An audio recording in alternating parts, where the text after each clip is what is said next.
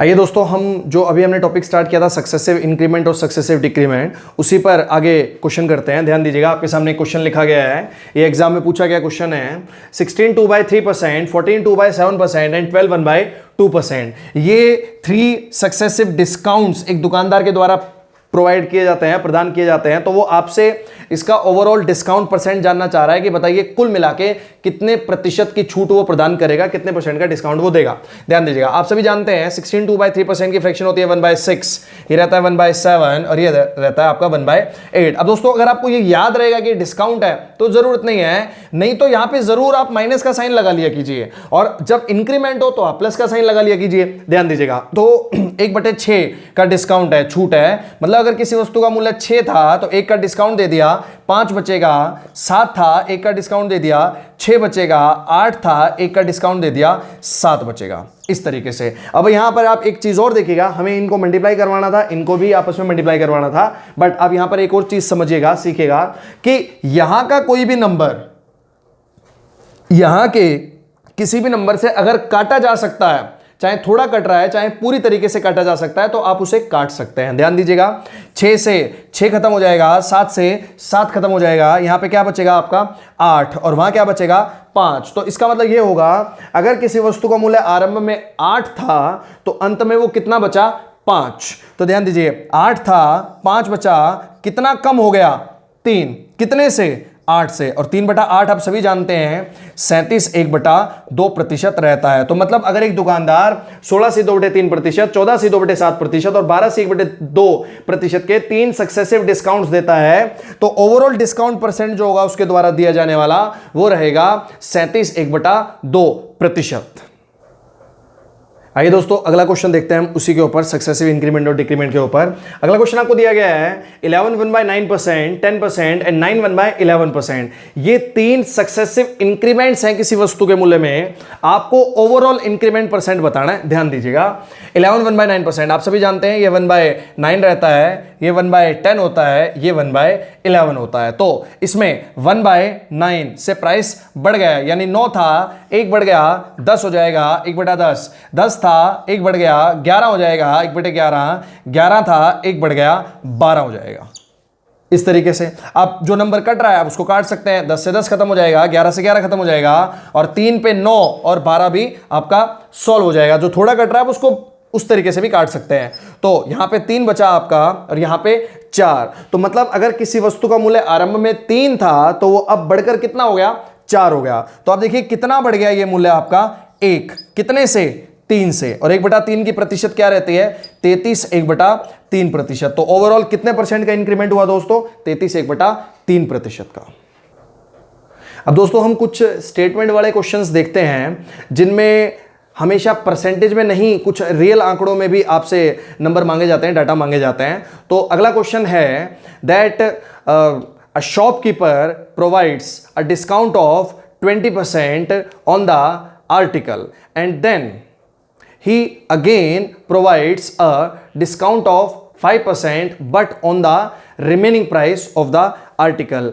If still the price of article is rupees 1520, 1520, then what was the initial price of the article? Hindi वाले, एक दुकानदार अपनी वस्तु के मूल्य पर एक 20% की छूट प्रदान करता है तथा बचे हुए मूल्य पर वह एक 5% की छूट और प्रदान कर देता है।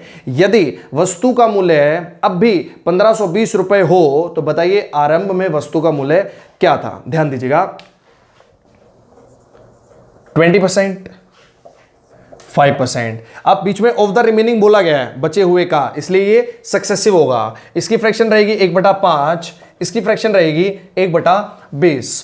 तो ये 5 से 1 कम होकर 4 हो जाएगा। 5 पर 1 का डिस्काउंट या डिक्रीमेंट, 5 से 1 कम हो गए 4 हो जाएगा, और वो 20 से 1 कम होकर 19 हो जाएगा, 19 आपका। इनको मल्टीप्लाई कर लेंगे, काटना चाहे काट भी सकते हैं, 20 पंजे 100 हो जाएगा और 19 चौका 76, 76। मतलब अगर किसी वस्तु का मूल्य आरंभ में 100 था तो अब अंततः वो कितना बचा 76। लेकिन क्वेश्चन में क्या कह रहा है, कितना बचता है 1520, यानी 1 यूनिट की वैल्यू कितनी हो जाएगी दोस्तों 20। 76 दूनी रहता है आपका 152, 1 यूनिट की वैल्यू हो जाएगी 20, तो 100 यूनिट की वैल्यू हो जाएगी 20 के हिसाब से 2000, यानी वस्तु का मूल्य आरंभ में क्या था 2000। और इस क्वेश्चन की स्टेटमेंट में थोड़ा सा करेक्शन है दोस्तों, जो मैंने आपको बोला द प्राइस ऑफ आर्टिकल, इसकी जगह पर क्वेश्चन जो एसएससी ने पूछा था वो मैं आपको बता देता हूं, ध्यान दीजिएगा।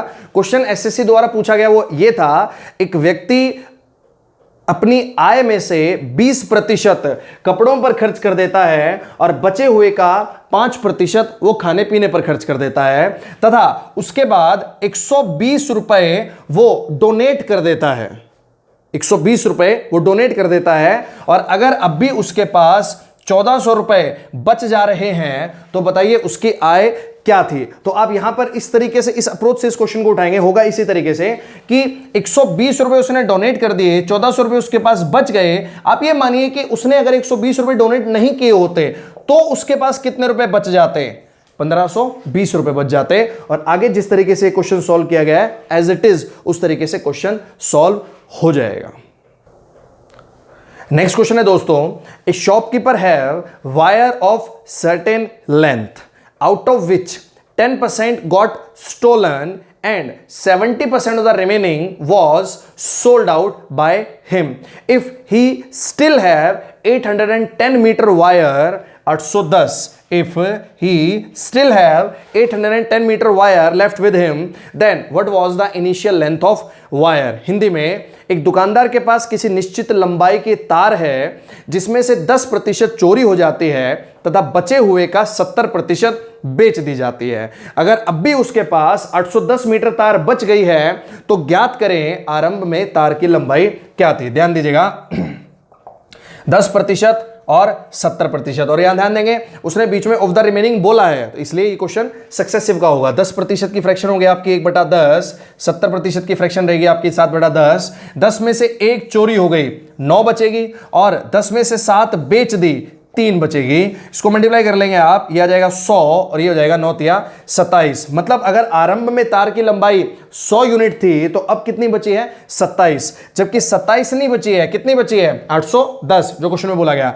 27 यूनिट की वैल्यू 810 है, 1 यूनिट की वैल्यू हो जाएगी 30। 27 तिया 81 रहता है।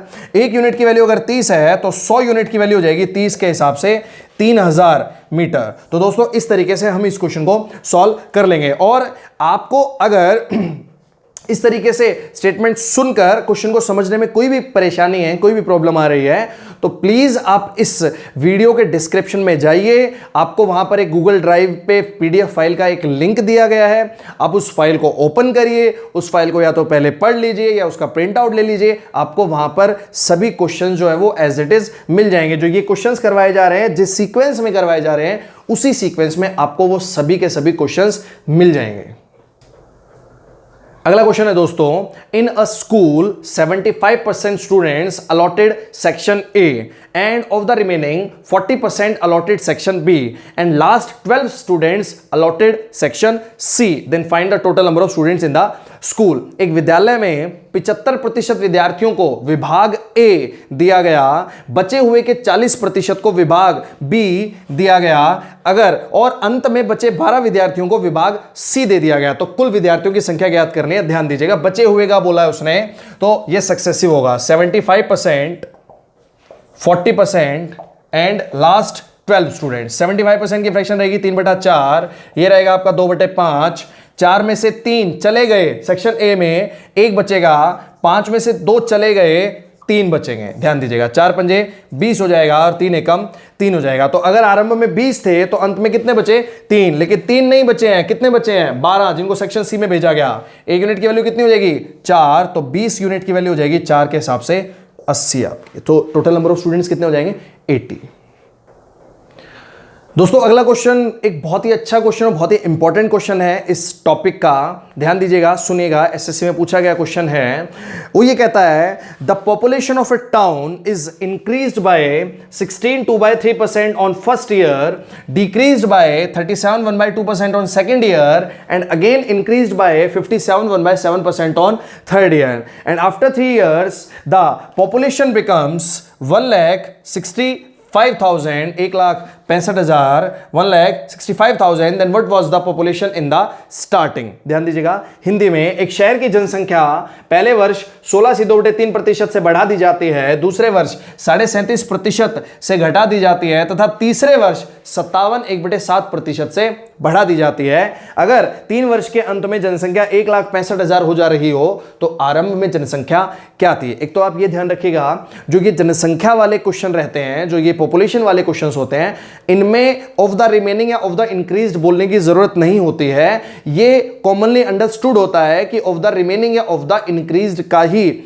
निकलेगा इस तरीके से चीजों में कैलकुलेशन। तो ये रहेगा आपका 1/6, ये रहेगा आपका 3/8 और ये रहेगा आपका 4/7। ये फ्रैक्शन और इनकी प्रतिशतें और ये सारी चीज़ें आप पहले ही देख चुके हैं। अगर नहीं आप समझ पा रहे हैं तो प्लीज़ आप जाइए इस के परसेंटेज के जो पहले, दूसरे और तीसरे पार्ट्स हैं उनको आप ज़रूर देख लीजिए। ध्यान दीजिएगा, 6 से 1 बढ़ के जनसंख्या 7 हो जाएगी, 8 से 3 कम होकर जनसंख्या 5 रह जाएगी और 7 से 4 बढ़ के जनसंख्या 11 हो जाएगी। अब देखिए 7 से 7 कट जा रहा है, काट लीजिए, 6 8 48 और ये हो जाएगा 11 पंजे 55। मतलब अगर जनसंख्या आरंभ में 48 यूनिट थी तो अंत में अब कितनी हो गई है 55, जबकि 55 नहीं हो गई है, 1,65,000 हो गई है। 1 यूनिट की वैल्यू हो जाएगी 3,000, तो 48 यूनिट की वैल्यू हो जाएगी दोस्तों 3,000 के हिसाब से 1,44,000। मतलब आरंभ में, वर्ष के आरंभ में शहर की जनसंख्या क्या थी 1,44,000।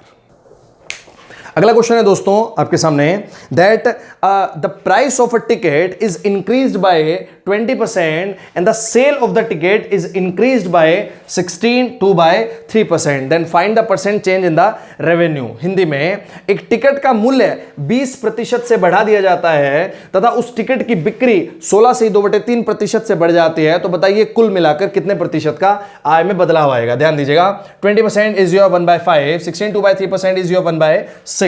5 से 1 बढ़ के टिकट 6 रुपए की हो जाएगी और 6 से 1 बढ़ के कितने टिकट बिकने लगेंगी 60 टिकट बिकने लगेंगी। यानी पहले 5 रुपए की 6 टिकट बिकती थी, अब 6 रुपए की 60 टिकट बिकती हैं। अगर कुछ कट रहा है तो आप उसे काट भी सकते हैं, 5 और यहां पे हो जाएगा आपका 7। तो मतलब अगर आप पहले 5 रुपए कमाते थे तो अब कितने रुपए कमाएंगे 7 रुपए कमाएंगे। कितने रुपए ज्यादा कमाएंगे दोस्तों आप 2 रुपए, कितने से 5 से, और 2/5 आपका रहता है क्या 40%, 40%। तो मतलब आपका जो रेवेन्यू है वो 40% से इंक्रीज कर जाएगा, बढ़ जाएगा।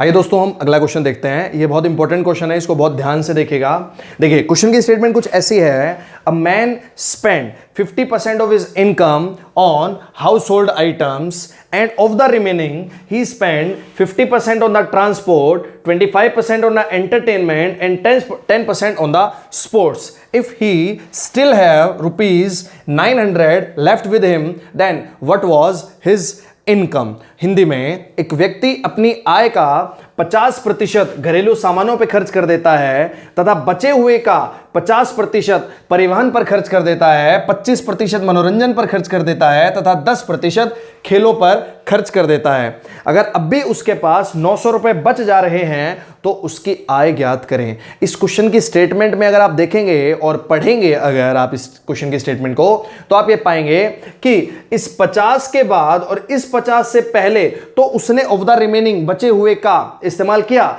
लेकिन इस 50 से 25 और 25 से 10 के बीच में उसने ऑफ द रिमेनिंग बचे हुए का इस्तेमाल नहीं किया। उसका इस्तेमाल किया जाना चाहिए था अगर इन सभी आंकड़ों को सक्सेसिव बनाना है तो। लेकिन अगर 50 से 25 और 25 से 10 के बीच में ऑफ द रिमेनिंग बचे हुए का नहीं लिखा गया तो ये सक्सेसिव ना होकर सिंपल हो जाएंगे, और सिंपल जो होते हैं वो साधारण रूप से आपस में ऐड हो जाते हैं। 50 + 25 75 और 10 85। तो ये क्वेश्चन कुछ ऐसा होगा कि पहले वो अपनी आय का 50% खर्च कर देता है, फिर बचे हुए का 85% खर्च कर देता है 3 बारियों में।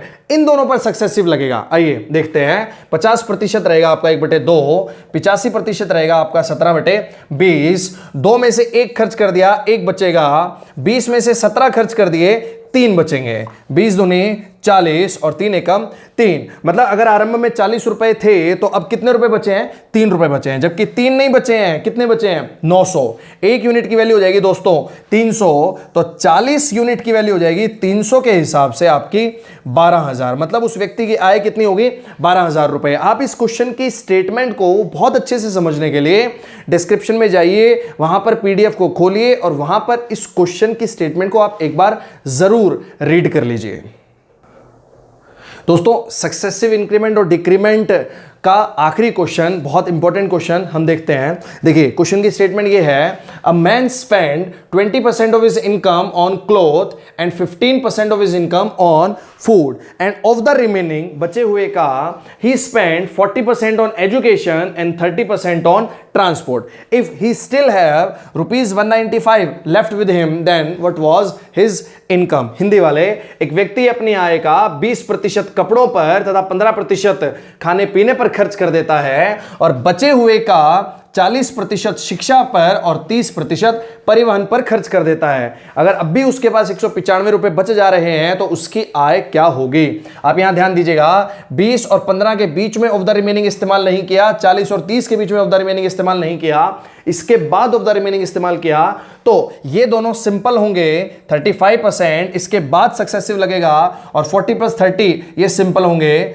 70%। तो मतलब ये कि पहले उसने 35% खर्च किया, फिर बचे हुए का 70% खर्च किया। 35% की फ्रैक्शन होगी आपकी 7/20 और 70% की फ्रैक्शन होगी आपकी 7/10। सॉल्व करेंगे, 20 में से 7 खर्च कर दिए, 13 बचेंगे, 10 में से 7 खर्च कर दिए, 3 बचेंगे, मल्टीप्लाई कर लेंगे, ये 200 हो जाएगा आपका, और 13 तिया 39 यूनिट की वैल्यू है आपकी 195 के बराबर। एक यूनिट की वैल्यू हो जाएगी 5, तो 200 यूनिट की वैल्यू हो जाएगी 5 के हिसाब से आपकी 1000 के बराबर। तो दोस्तों, उसकी व्यक्ति की आय होगी 1000 रुपए। तो ये हमने सक्सेसिव इंक्रीमेंट और डिक्रीमेंट का पूरा टॉपिक समझा, उसके ऊपर बेसिक से लेकर मैक्सिमम लेवल तक के हमने क्वेश्चंस सॉल्व करके देखे। दोस्तों, अगर आपको किसी भी क्वेश्चन में डाउट है, किसी प्रकार का, किसी मेथड में, किसी पॉइंट में अगर डाउट रह गया है, तो आप मेरे फेसबुक एड्रेस पर आ सकते हैं, सुशील सिंह राजपूत नाम लिखकर सर्च करेंगे, वहां आप मुझको पर्सनली मैसेज भी कर सकते हैं। आप यहां भी कमेंट में छोड़ सकते हैं अगर आपको किसी चीज पर कोई भी डाउट है। अगर किसी क्वेश्चन में कोई कंसेप्ट नहीं समझ में आता तो मैं आपको सजेस्ट करूंगा, आप वीडियो को पॉज करिए, थोड़ा रिवाइंड करिए, अच्छे से देखिए उन चीजों को दोबारा से, और क्वेश्चन की स्टेटमेंट को समझने के लिए आई अगेन रिपीट, आप इस वीडियो के डिस्क्रिप्शन में जाइए, वहां पर इन सभी क्वेश्चंस का पीडीएफ आपको दिया गया है, डाला गया है। उन पीडीएफ को या तो आप फोन में ही सेव कर लीजिए, या हो सके तो प्रिंट आउट ले लीजिए, या हो सके तो नोटबुक पर नोट कर लीजिए। और मैं आपसे एक चीज और कहूंगा, आप नोटबुक लेकर बैठा कीजिए, और इन सॉल्यूशंस को अगर ये आपके पास नहीं है कॉपी पर, तो जरूर आप इन सभी को कॉपी पर नोट कर लीजिए। दोस्तों देखिए, अगर आपको ये वीडियो किसी भी तरीके से लाभदायक, यूजफुल लग रहे हैं, तो मेरी आपसे ये हम्बल रिक्वेस्ट है कि आप ज़्यादा से ज़्यादा अपने दोस्तों के साथ इस वीडियो को शेयर करें, उन्हें ज़्यादा से ज़्यादा इस YouTube चैनल के बारे में बताएं, इसको ज़्यादा से ज़्यादा दोस्तों को तक पहुंचाएं, ताकि सभी को इसका फ़ायदा मिल सके।